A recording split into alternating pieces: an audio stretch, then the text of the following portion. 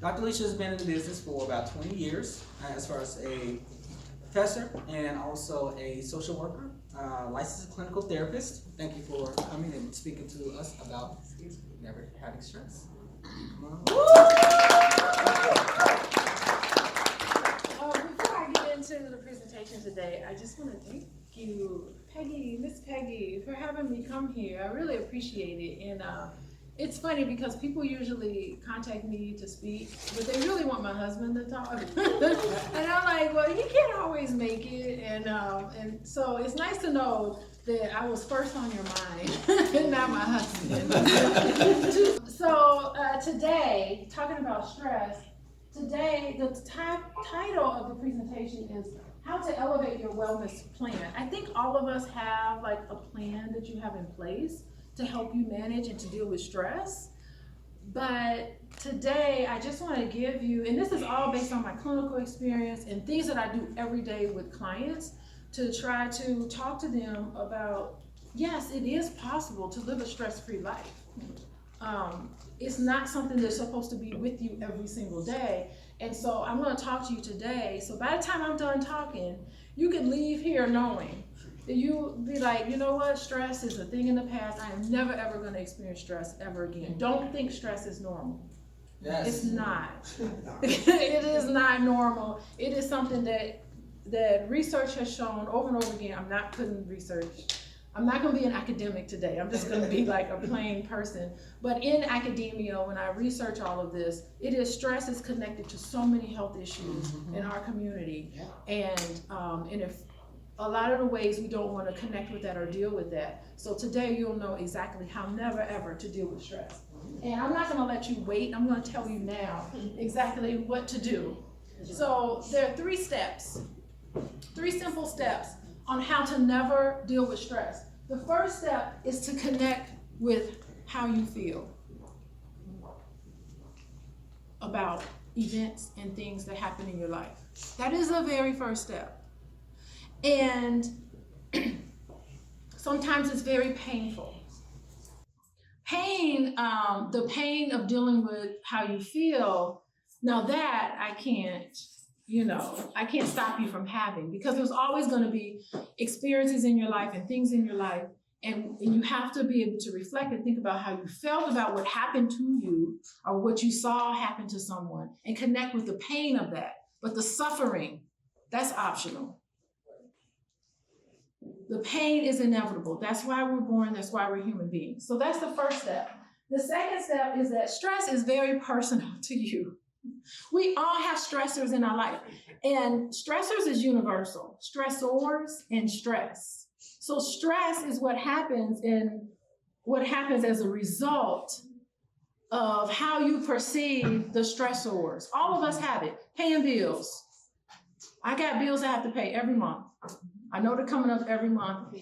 It doesn't have to, for some people, it's a very stressful time. But for some people, it isn't. Why? Because it's personal.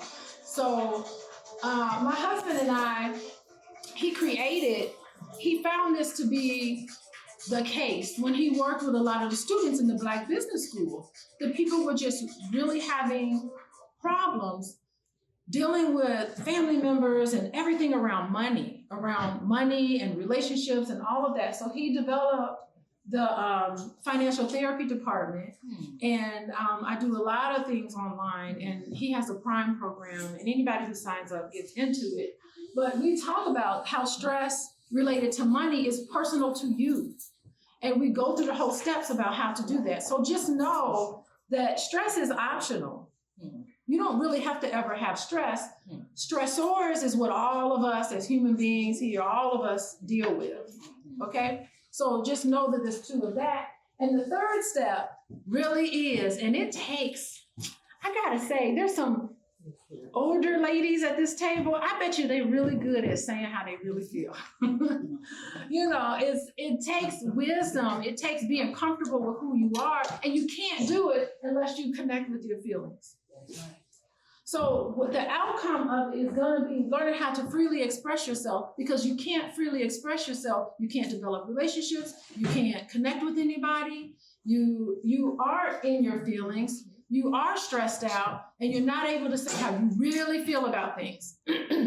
Unapologetically so. Don't apologize for how you feel. Maybe your delivery needs to be, someone needs to work on your delivery, and I do that with all my couples. Because everybody has complaints about their spouse. Everybody has complaints about their kids. It's okay, but it's how you deliver it. And you have to learn how to freely express. If you can do these 3 things, you'll never have stress ever again. And you will live a long, happy life. You'll be like Mr. Donald here, who looks like he's 12 years old. He's probably much older than that. Where is he now? He's back here being, youthful. Maybe he has this already. He probably has 1, 2, 3 already together.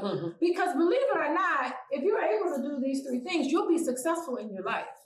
You'll be successful in your business. You'll develop trust.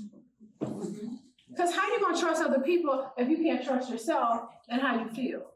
How are you going to know what direction to go into if you don't know how you feel about things? It just all goes together. How are you going to instill this in your children? Talking to your children about who and what they are if you don't even know how you feel. And yes, you do talk to your children about how they feel about things. They care. They matter. Okay. I don't want to get too psychodynamically, but I think it's worthwhile to talk about where stress comes from. The birth of stress comes from not being connected to how you really feel. That's where stress comes.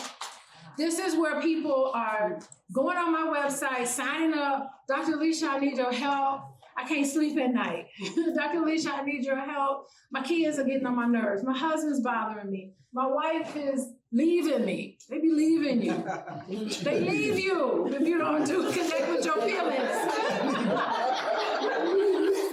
Gone, bye. They took the kids, left, and they took the house and kicked you out the house. All this happens.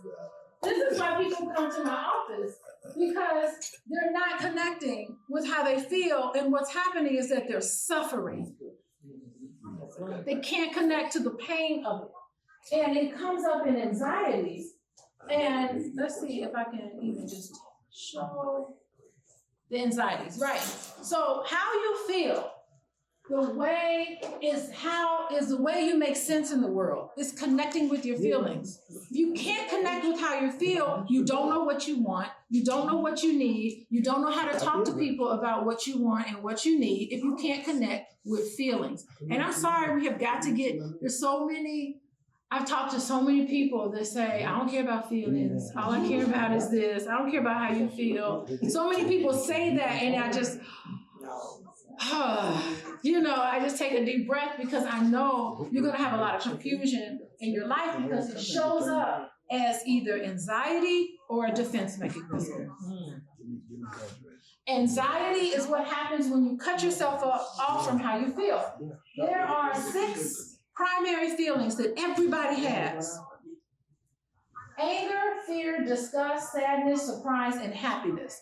Everybody universal. You can be in India, or you can be in Cameroon. You don't even know how to speak French. But you can look at a family and be like, that little brother don't like his sister. You don't even need to know the language, because it's universal. You're like, that husband and wife there, she ain't happy with him. You can just tell by the way you don't know the language, they walking down the street, you can tell she's arguing with them or whatever. It's universal. We all experience this. And then there's another feeling,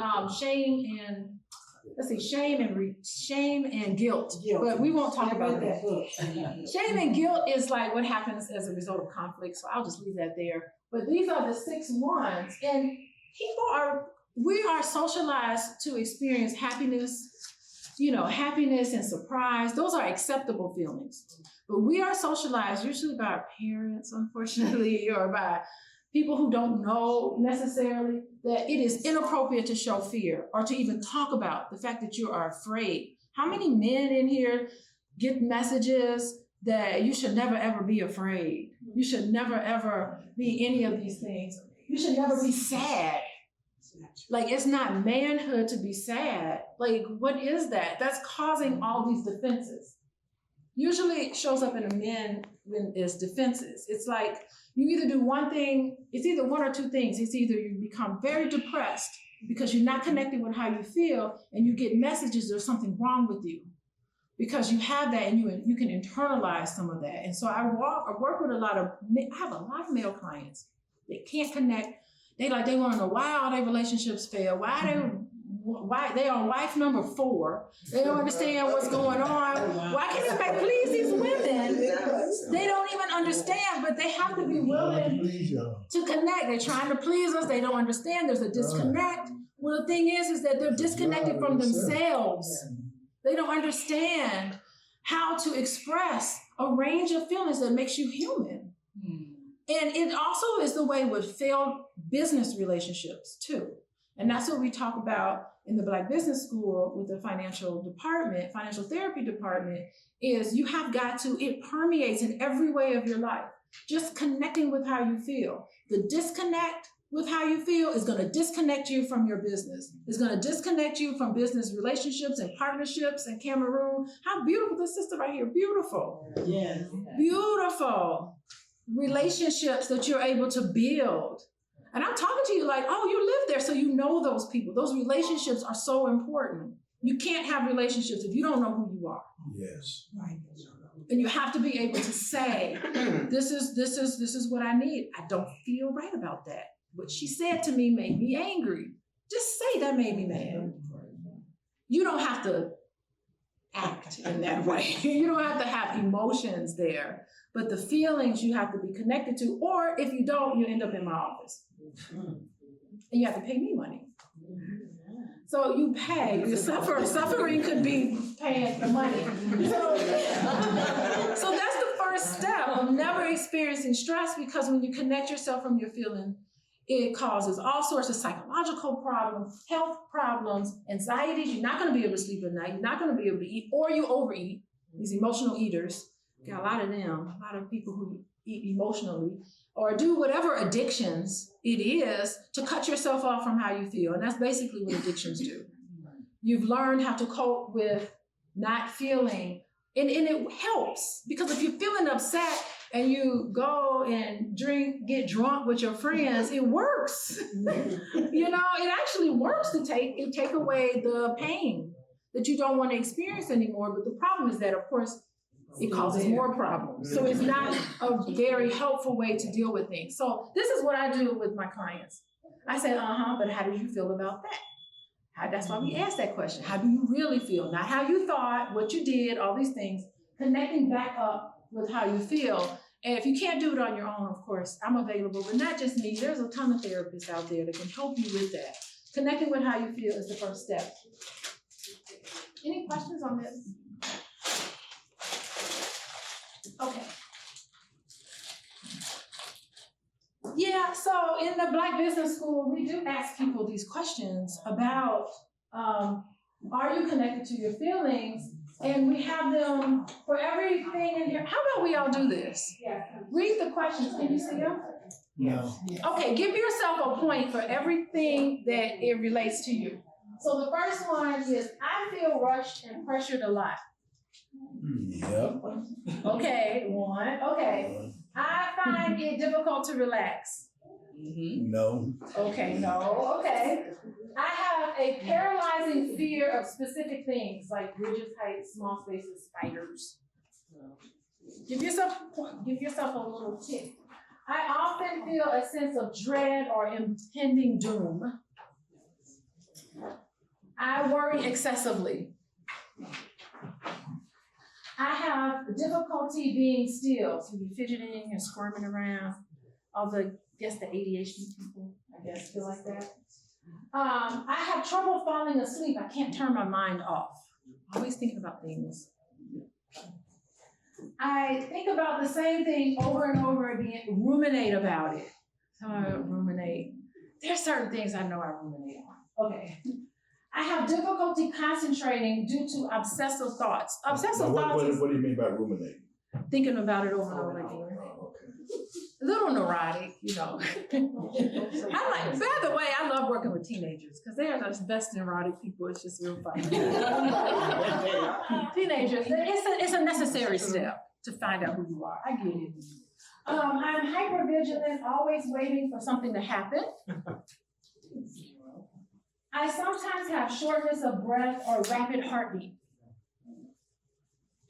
I'm afraid to enter a room or interact with people.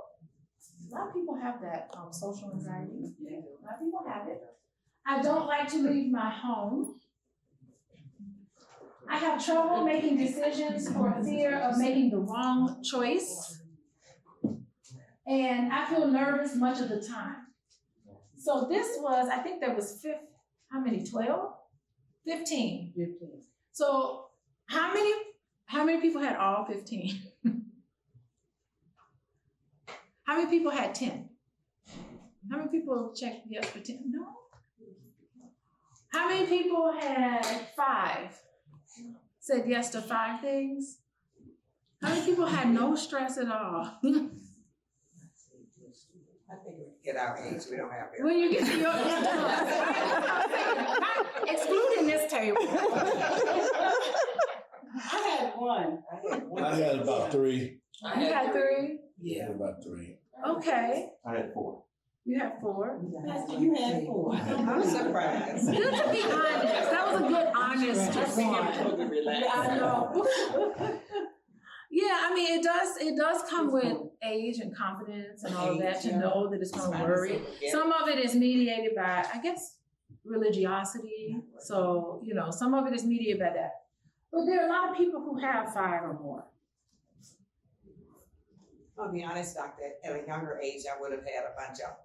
Uh-huh. I'm just saying that as you age, that's what happens, a lot of that. But I probably had most of them. It's according to who you are and, you know, what you're dealing with. What were you dealing with? You were dealing with things, some of the stressors are Raising gone. 5 kids. I raised 5 kids alone, for one thing. I went through a divorce, several things. Several divorces. It was financial problem and other stuff. Call it out. Several divorces. Well, she just let you know what you did. When she was younger, she went through many things, so I was She said, I went through a divorce several. Boys and a girl, it's very hard. I'm just I love the family dynamics over here. I love it. Well, then, you know what I want you all to do? Write down 3 things that stress you out. women. All of you all, write it down. Write down 3 things that stress you out, and write down 3 people that stress you out. How about that? Nobody will see it. Nobody will see it. But let's do that. Okay, 3 people that stress us out. 3 people that stress you out, 3 things that stress you out. So if you remember, I said the birth of stress comes from disconnecting with your feelings. You have now written down all the things that stress you out, at least 3 people who stress you out, and 3 situations that stress you out. You all have them written down.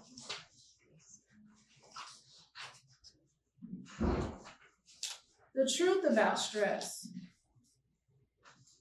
is that it's all in your head. It doesn't even exist.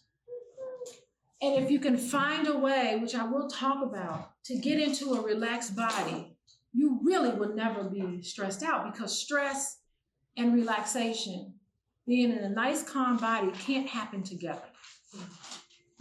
There's no way you can be relaxed and stressed at the same time. So if you can come up with your own method of finding a way to get into a relaxed body, because when you are stressed out, what happens? Your muscles get tense. You have a very difficult time. Sometimes maybe driving can be stressful. You know, things happen to you. You have headaches. When I used to be stressed out, I would have ringing in my ears sometimes.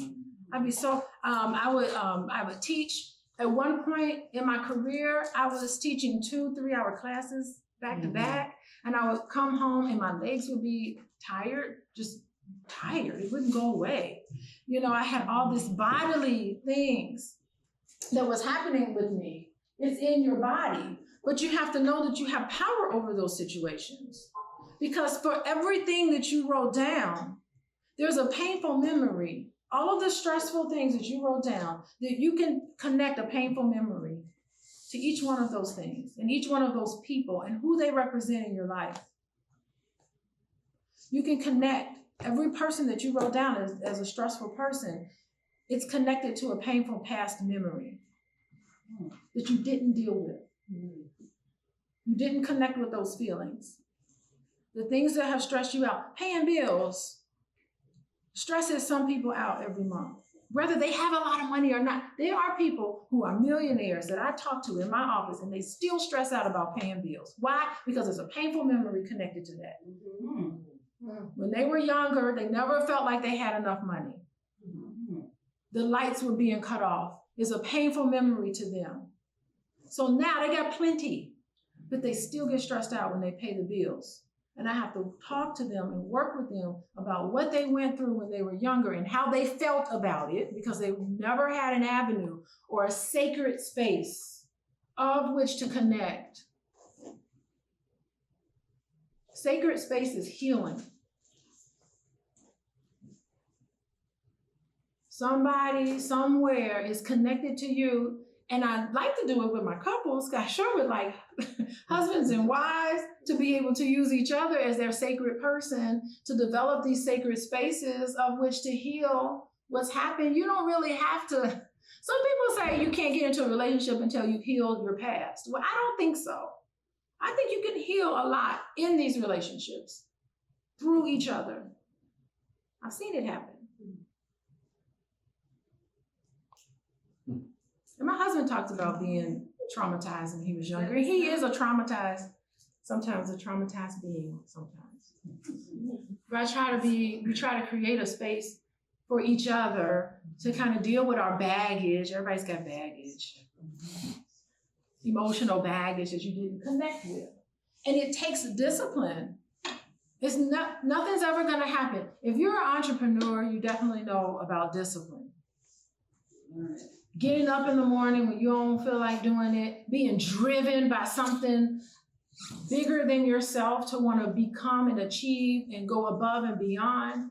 Sometimes it's the reason why you get up in the morning. Was that you was talking about wanting to work with men and boys? Who was I talking about wanting to work with? Oh, no. That Derek. was Uncle. Yes, Daryl. They was talking about working with Daryl, yeah, he talked about working with boys in the schools and stuff like that. And I'm like, God, I wonder how he came to do that, because it must have been something in his past. He must be working out something that he didn't get. That's you driving you. So you have to make sure these things are driving you, but not consuming you and taking over it because you're trying to save that person that was you. So you have the discipline, because when it boils down to it, who is squeezing the muscles in your body? You are. Who is keeping you up at night? It's you. It's your thoughts. It's the things that you worry about, that you can't sleep very well, that you're not eating the way you should eat. Who's rationalizing, oh, well, I guess I don't need to work out today. I'll just go and eat ice cream. Who's doing that in your head? Not the things that you wrote down, not the people you wrote down. You really are in control of you and your thoughts and what's going on with you. You have the power to really make no one else is going to do it for you. As a therapist, I don't solve any marital problems. I give my couples the tools to solve their problem. They got to do the work. That's right. Therapy is not going to help you unless you do the work. And so many couples don't do the work. And I'll just be like, you're going to have a failed marriage and a failed therapeutic experience. And it is not my fault. I'm not taking that on. I've told you what to do. I've told you. It takes discipline. It takes you taking back your power. You have the power to do it.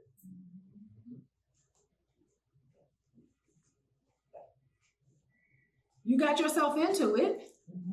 You can pull yourself out of it in any situation that you're in. I mean, of course, I give hope and I encourage. I inspire. I try to do everything. I can do a tap dance, all these things, but I can't do the work for you.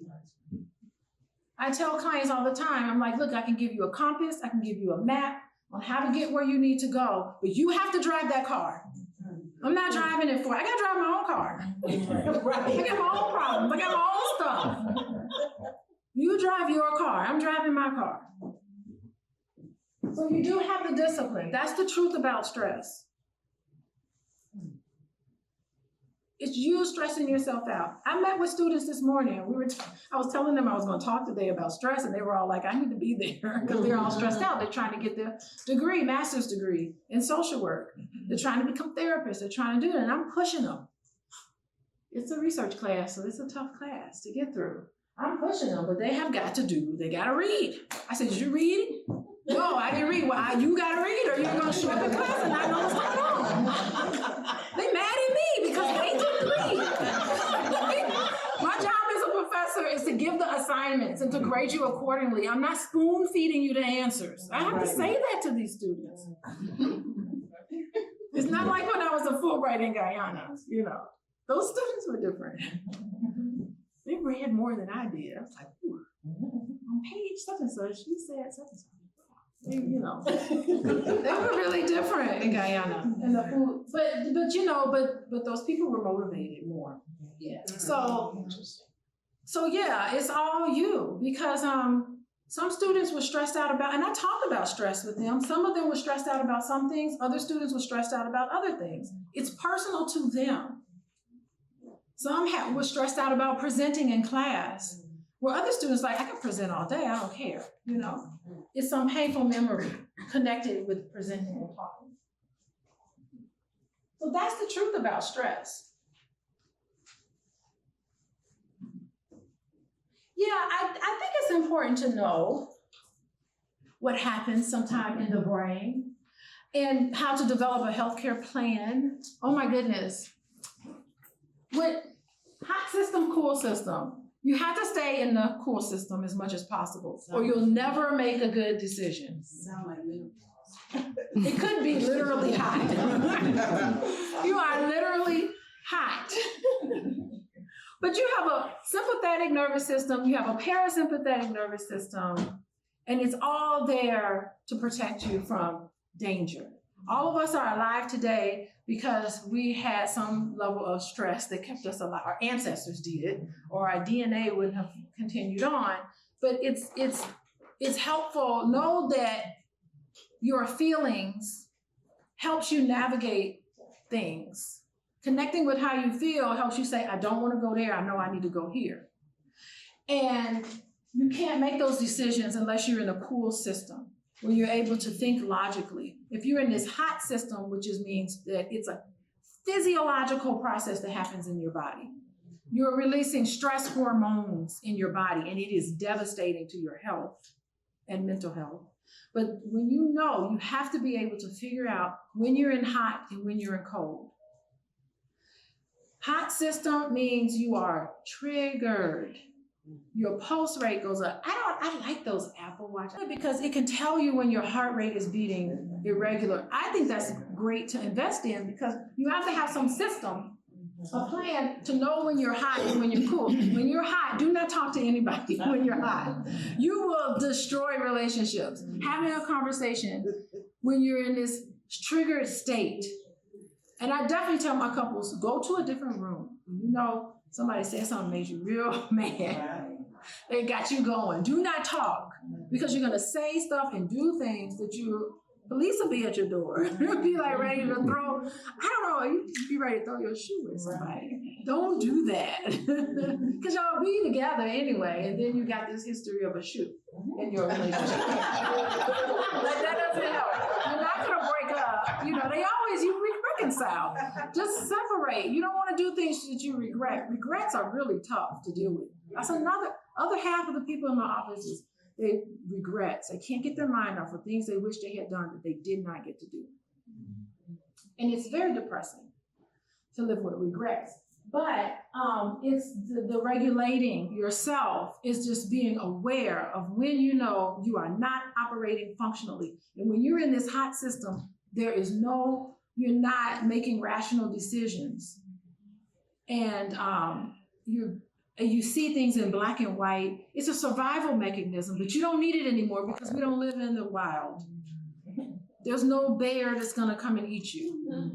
It's in your head, right? So it's impossible to experience stress in a relaxed body. Get yourself back in a relaxed body and then enter into the world again. Have a place. There was a lady I worked with who was highly triggered. She had a ton of trauma in her past. And I had to actually work with her on finding space to go and journal in a corner. I put her in a corner. You are not going to abuse your family because you are triggered by these things. Go and write down, fantasize in writing, or play an app on your phone. Do something to get you to calm down so that you can show up for people in a way that's healthy. Your family's depending on you. Listen, if you don't want to do this, don't have a family. Don't interact with people, just live alone. But if you're living with somebody and you're interacting with somebody and you have business relationships and you want to continue to grow and to network, I go to the Fraser Net every year. I don't know if y'all heard about George Fraser, but he has Fraser Net or whatever. Oh my goodness, he's all about networking. Don't network if you cannot get this together, because your relationships, business relationships, you're going to lose money if you're not able to be able to do this, to get into a relaxed body. That's how you make the best decisions. And I think it's a spiritual component. I didn't want to bring all that into it, but it is a spiritual component because it connects you to your higher self. Is George still living? Yes. Oh my goodness. I just saw him in November. Oh, okay, great. Jess and I just saw him. Great guy. Fraser Net. Yeah. Yes. He's got, I just talked to him a few days ago. Oh, okay, good. So he's pretty cool. He's all about connecting. Yes. So, but you want to do that. So you want to be in a relaxed body. Invest in that. Of course, there's other ways. Self-help is really not, coming to something like this is your self-care plan. Listen to me talk about it. It's your self-care plan. I like this Body Keeps the Score. For anybody who has dealt with any past history with very painful memories in your life that keep coming up, The Body Keeps the Score is a wonderful book. He takes all this information and he translates it into nice, bite-sizable. I think I've listened to the audiobook about 3 or 4 times because I just love how he puts it all together. I wish I had thought of it, but he thought of it and he did a great job. And I think it's really nice to have, someone who's experienced similar things to what you've experienced, to listen to them. They're not a therapist, they're not professional, but I like life coaches. They don't do it. They can't do what I do, but they're helpful. They're helpful because I'm an academic and I'm a therapist, and I got to speak from that because that's who I am. I can't apologize. But a lot of people like that, you find them on YouTube and they say very it makes sense, and, they're not as sciencey and social worky therapy type, but they speak plain English and they're able to do it really well. And I think they're very helpful, a lot of them. Some not so much, but a lot of them can be very helpful. So it's something that you can take on your own. What's the name of the book? Is that a book you're showing? Yes, The Body Keeps the Score. The Body? Yes, that book is phenomenal. I talked about this, but really healthy relationships can be a really good stress reducing thing. My mom, who's 82, she has a lot of healthy relationships with people. And I can't even keep up with her. On Monday, she's doing Tai Chi. On Wednesday, Friday, she does yoga. And then afterwards, the ladies get together and eat a healthy meal. And then she goes to the mall sometimes and she walks the mall with her friend. She's got all these relationships with people. Seniors are pretty happy people. Yes, they are. I personally do spiritual retreats all the time. So I was in Pasadena, California doing my spiritual retreat. That whole hotel was full of little ladies, and I think they must have had like a They had cottages where you can stay in these cottages. I think these ladies lived in these cottages, but they were just there spending their husband's money. I guess their husband looked like they outlived their husband, and they were just living their best life. They were spending their little money in their little cottage, and they were having food delivered. They were just happy individuals, but they had this healthy communication. You could see they were connected. That is healing. Yeah. And what it does is when we talk about the hot and the cool system, it rewires your brain. Just having a healthy relationship with someone can rewire your brain. Yes.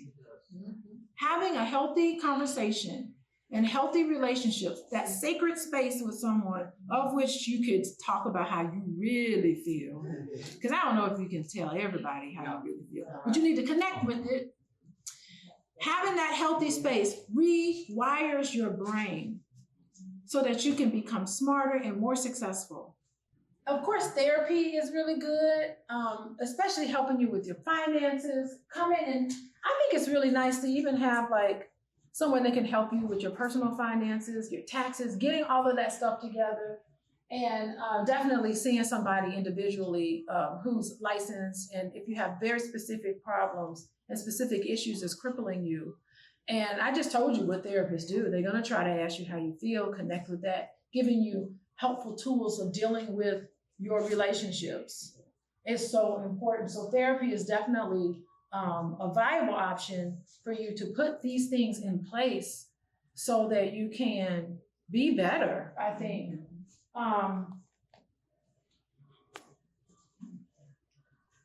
I think that what happens as a result is that you become, when you live stress-free and you know you're able to deal and to communicate and to talk, you are able to model trustworthiness in your business, in your family. Sometimes family and business come together. You're able to model that because you are learning how to freely express yourself in a way that's helpful, not harming other people. And part of that is having communication skills. It's using I statements. That's important.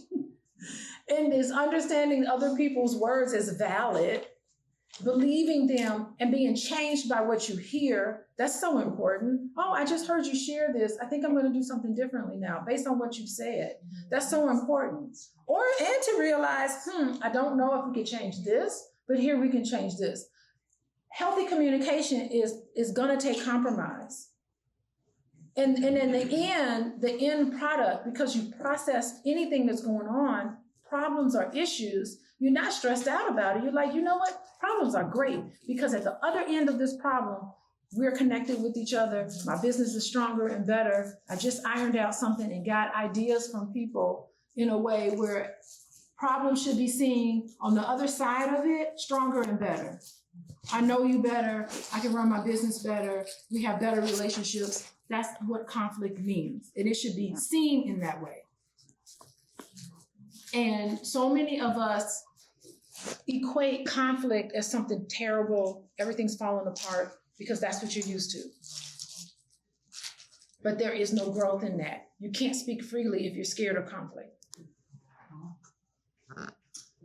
As long as you can maintain respect, there is nothing to be scared of. That's right. And honesty and transparency, that's what you need. And you have to be honest with yourself. And sometimes it's humorous. The things you're good at, you're not good at. You're like, I don't know how to do that. I'm not good with tech. Tech, y'all heard about tech? Well, y'all like, oh no, you all made a list of things. I know whenever I hear tech conversation, I always make a list of things I need to do that I can never get to or don't even have the capacity for. But you have to talk about it. And what happens is that what you'll have, assess the people in your life, the people who shouldn't be in your life. Once you start not stressing out, once you start being able to express things freely, the people who don't belong in your life, they will fade away. And you will have the people in your business for sure that should be there, because you gotta have somebody with some good character. You gotta have somebody who can make moral decisions. Don't do business relationships with people they're not they're not being honest with you. You don't even want those people in your life. Right. Can I ask you a question? Uh-huh. You just spoke about conflict and how people are, who don't like conflict. Yes. My daughter doesn't like conflict, and so she'll avoid certain things. But Yep. I think that causes more stress than Oh, not. absolutely. So I was just wondering if you could speak a little bit more to that, like how to deal with conflict when you don't like conflict. Me, I don't have a problem with fight. You know, things like that. So there's no anxiety there, but you know, it's important to know how to deal with certain situations because you're gonna have to work with people or work with that person, you know. Yeah, I mean, it happens all the time. And what happens is that the more you avoid, the more the problem increases because Yes. avoiding is a temporary relief, Yes. you know, because of the anxiety. Right. And so the thing is, well, first of all, you know, being able to air your grievances in a way that's respectful, you have to be able to do. It takes the discipline and the courage. You know, many people, it could be, you could write out how you feel, what you think, and give it to them. And then you tell me what it is. And having good listening skills and being courageous and having that conversation, honesty and openness. That's good, because what you said about being respectful, because I think that's why Yeah. she doesn't like conflict, because she thinks it's gonna bring out the worst in her, or she doesn't like to be rude to people, but she knows when something's not right, and she wants to say something, but She has to say something. trying to say it in the right way, in the right tone and all that, it takes extra effort, and Mhm. it becomes fearful, like you don't know what's gonna happen. Yeah, because having that sacred space means we have rules about this. Mm-hmm. And I the many times I've said, this conversation is over. When you can talk to me in a way that's respectful, I would love to work with you. But this conversation is now over. That's right. Get yourself together. That's respectful. That's right. That's right. Depends on the tone, right? Right. Yeah. Thank you. When you said therapy, because a lot of our parishioners, that's been a pastor, they want to know when they want to seek therapy, should they seek therapy from just a therapist or a Christian therapist? It's up to them. You can do whatever you want. A Christian therapist is, we do get people in our program that want to be a Christian therapist. I'm like, I think you should go somewhere else.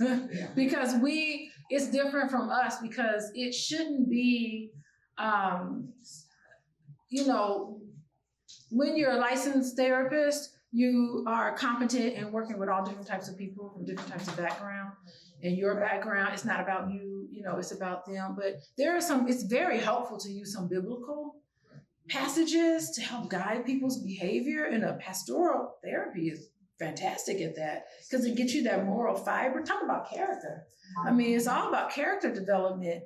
And, you know, it will help you to have some insights. So it's just a different orientation, but it's very helpful to get insight into behavior. And having that insight can help you with those relationships because, well, you know, sometimes relationships have an expiration date.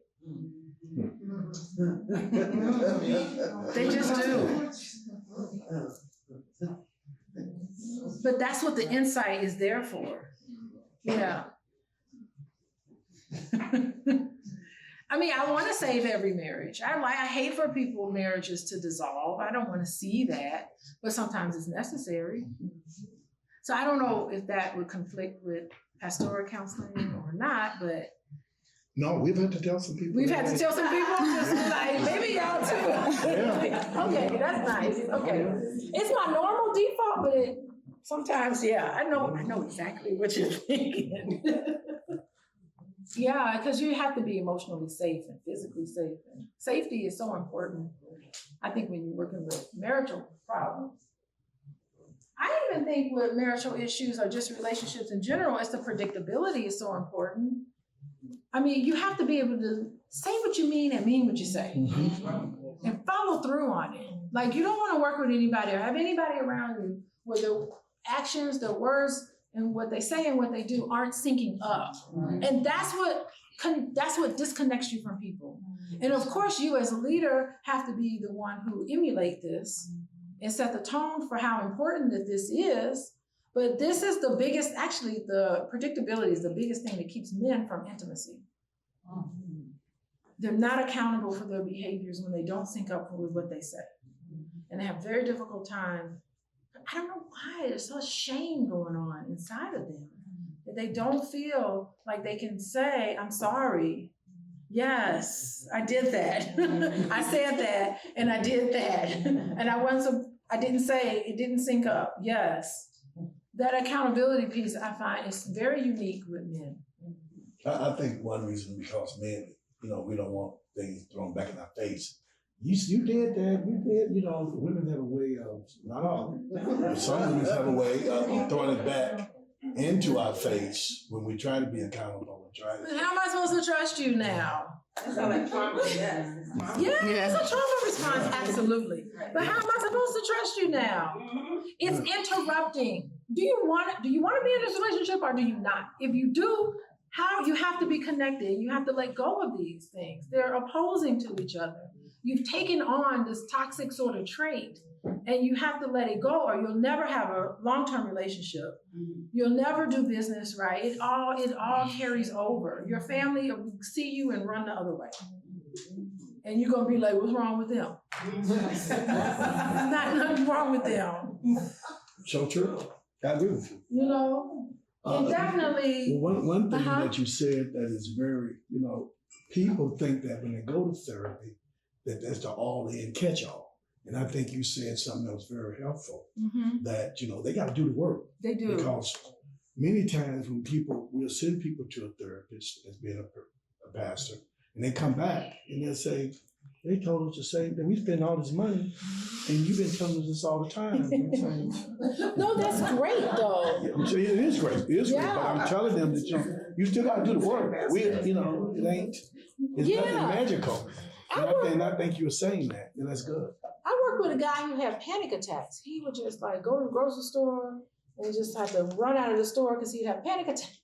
And so I'm talking to him about feelings. He's just like, the past 3 therapists asked me the same questions about, why do you keep asking me these same questions? But that's why. I'm like, so it's good to have repetition. Sure. Because at that point he was like, oh, so maybe that is really, all these people who don't know each other are telling me the same thing.